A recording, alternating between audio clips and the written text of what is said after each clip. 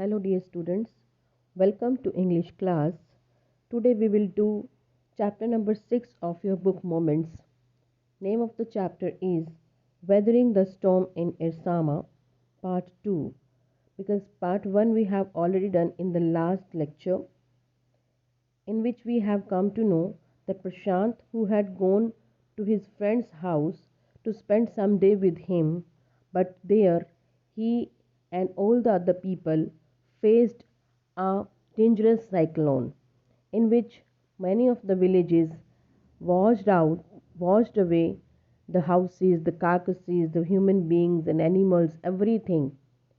And after 3 days, when the rain was stopped and the wind were decreased, then he decided to go back to his house with this fear whether he would meet his family again or not. So let us see how was his journey, how did he reach to his village, and what did he saw there, whether he meets with his family or not.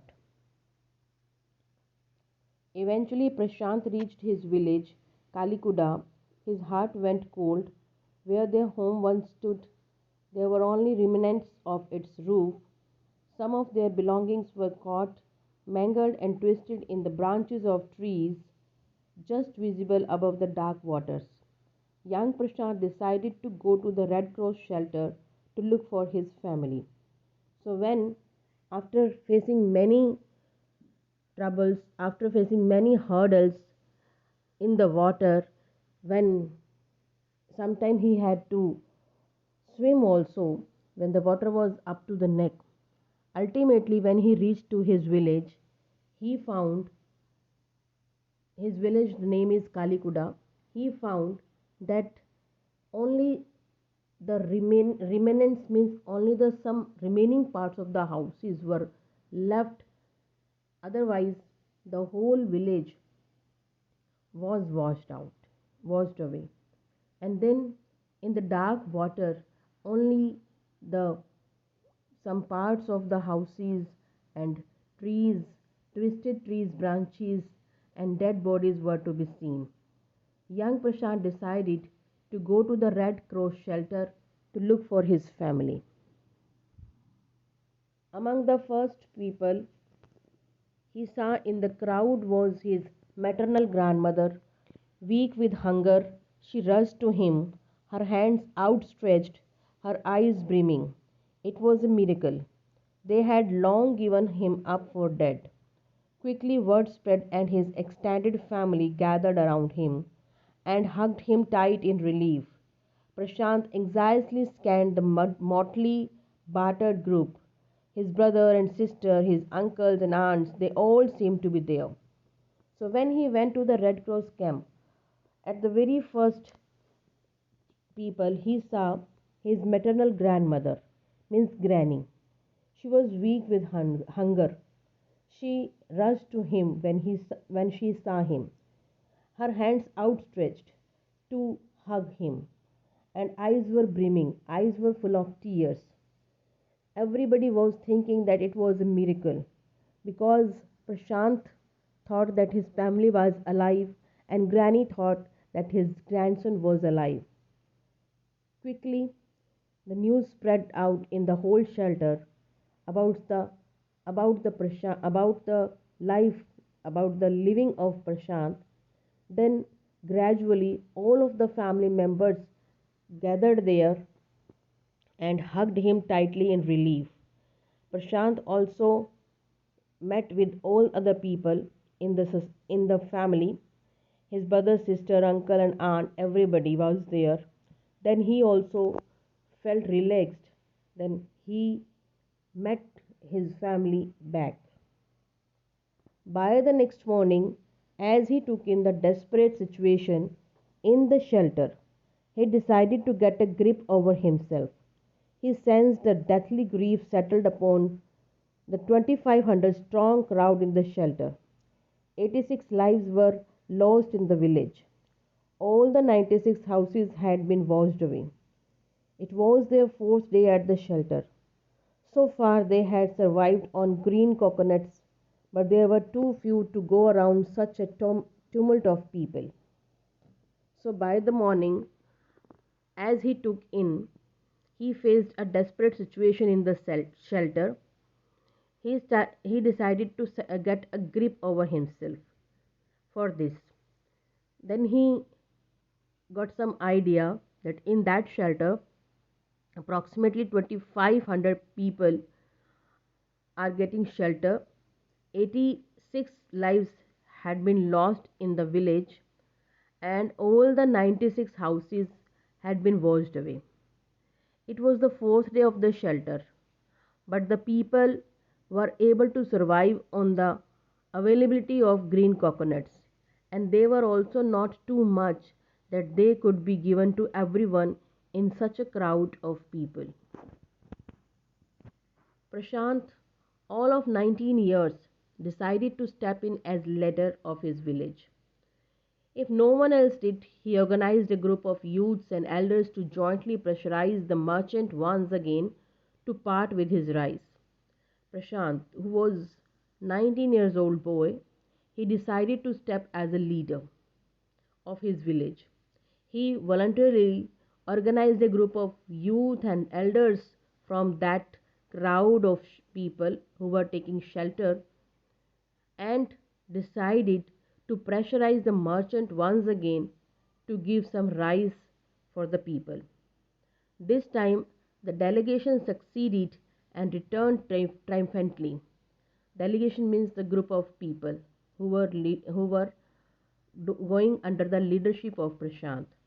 So this party, when went to the merchant, they got success in persuading him, and they returned triumphantly. They returned with good news that the merchant was ready to give them the rice.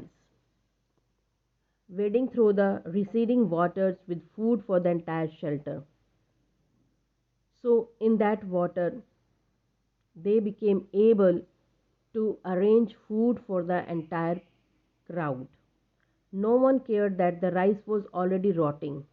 Branches from fallen trees were gathered to light a reluctant and slow fire on which to cook the rice. So they gathered the fallen trees branches to arrange some fire to cook the rice. For the first time in 4 days, the survivors at the cyclone shelter were able to fill their bellies. Means after 4 days they got enough food to fill their bellies. The next task of Prashant was to organize a team of youth volunteers to clean the shelters of filth, urine, vomit, and floating carcasses. So, in the whole shelter, everywhere, it was very much unhygienic situation. So, Prashant took initiative with some young boys to clean the shelter so that any epidemic could be stopped. So he tended to the wounds and fractures of the many who had been injured. And along with the cleaning of the shelter, he arranged some bandages and some something to help the injured people. On the fifth day, a military helicopter flew over the shelter and dropped some parcels. It then did not return. The youth task force gathered empty utensils from the shelter. Then they deputed the children to lie in the sand left by the waters around the shelter with these utensils on their stomachs to communicate to the passing helicopters that they were hungry. The message got through, and after that, the helicopter made regular rounds of the shelter, airdropping food and other basic needs. So, on the fifth day, a military helicopter flew over the shelter and dropped some food parcels, but they were not enough.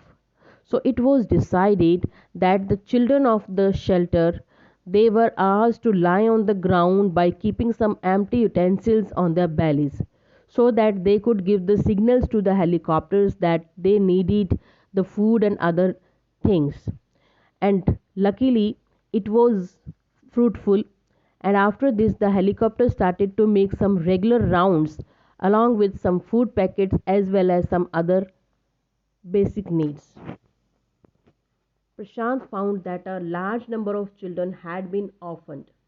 He brought them together and put up a polythene sheet shelter for them. Women were mobilized to look after them, while the men secured food and materials for the shelter. So, unfortunately, there were some children who became orphaned because of this crisis. Then Prashant decided to make a shelter for them, and the ladies or the ladies of the shelter were requested to take care of those children. And the man of the shelter, they took the responsibility to provide some food and other materials for the people in the shelter. As the weeks passed, Prashant was quick to recognize that the women and the children were sinking deeper and deeper in their grief. He persuaded the women to start working in the Food for Work program started by an NGO, and for the children, he organized sports events. He himself loved to play cricket, and so he organized cricket matches for children. Prashant engaged with other volunteers in helping the widows and children to pick up the broken pieces of their lives. The initial government plan was to set up institutions for orphans and widows. So, when some week passed, Prashant observed and found in the shelter that the children and the women were becoming sad, more sad day by day. They were sinking deeper and deeper in their grief. So, he made the woman to start some work for some NGO, and he arranged some matches for the children, sports events for the children. So Prashant engaged with other volunteers in helping the widows and the children to pick up the broken pieces of their life. So he helped the women, widow women, and the orphan children to join each other's hand so that they could support each other. They could be the only support for each other so that they could live the life with some purpose. The initial government plan was to set up the institution for the orphans and the widows. However, the step was successfully resisted, as it was felt that in such institutions children would grow up without love and widows would suffer from stigma and loneliness. Prashant's group believed orphans should be resettled in their own community itself, possibly in new foster families made up of childless widows and children without adult care. So, when the government uh, was deciding to send the to make some institution for the widow or the orphan children, Prashant felt that if the children would go to the orphanage, they would grow without love, without love, and the widows would have a life with full of stigma and loneliness. So it was decided by them, then why shouldn't the orphan of this shelter and the widows of that shelter, they should came together and resettled in their own community. The orphan children were adopted by the childless couples who had lost their children or who did not have the children, and the in this way some foster families were organized. The children were provided the adult care, and the adult were provided the children to complete their family. In this way, when the foster families were established, it became more satisfactory, and it became better than keeping the orphans or the widows in such institutions running by the government.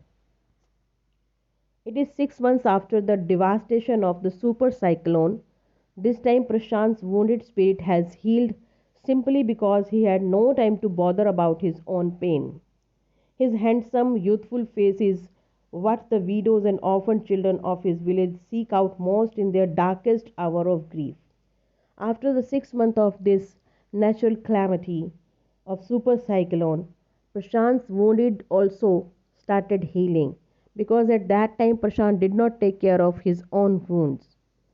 But now his handsome and youthful face became the favorite one among the widows and the orphan children of the village, who usually seek out the ray of hope in the darkest hour of grief in the form of Prashant. So, dear student, it is told that there is always a chance to live. The thing is just to realize it and adopt it. If we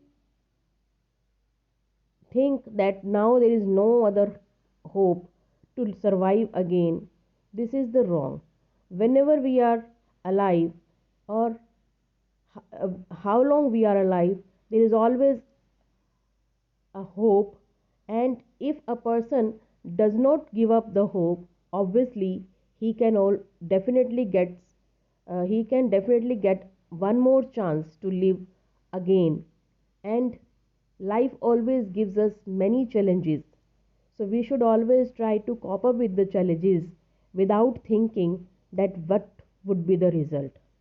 As Prashant also did all the tasks, when he started the things, he started the efforts for the survival, he was alone.